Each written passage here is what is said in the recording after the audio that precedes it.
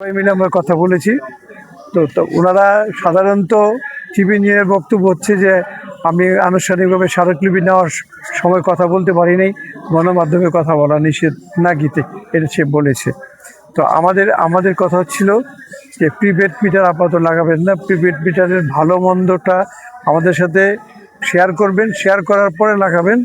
আর আমরা একটা কথা বলেছি যে সরকারের ঊর্ধ্বতন কর্তৃপক্ষের কাছে জানানোর পরে তারপর প্রিপেড মিটার, কিন্তু এর আগে যদি প্রিপেড মিটার লাগাতে যান আমরা প্রিপেড মিটার লাগাতে দেবো না, কোনো অবস্থায় দেবো না।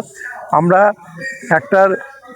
আমাদের গভীর নলকূপের আন্দোলন করে আমাদের অভিজ্ঞতা হচ্ছে যে এই নারায়ণগঞ্জের সমস্যা সমাধানের জন্য দলমত নির্বিশেষে রাজনৈতিক দৃষ্টিভঙ্গি পরিহার করে আমাদের নাগরিক সুযোগ সুবিধার জন্য আমরা একটা সংগঠনের পতাকা তলে অচিরেই আমরা আনুষ্ঠানিকভাবে আত্মপ্রকাশ করব।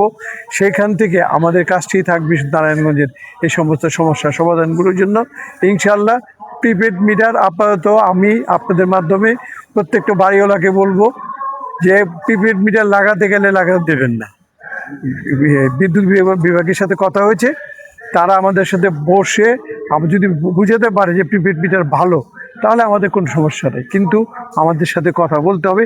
এর আগে গিয়ে ওই যে বাড়িতে পুরুষ নয় মহিলাদের হুমকি দিবে প্রিপেড মিটার লাগাবে, এটা হবে না। আমার কথা শেষ, বাকি কথা অ্যাডভোকেট ইসমাইল সাহেব বলবে।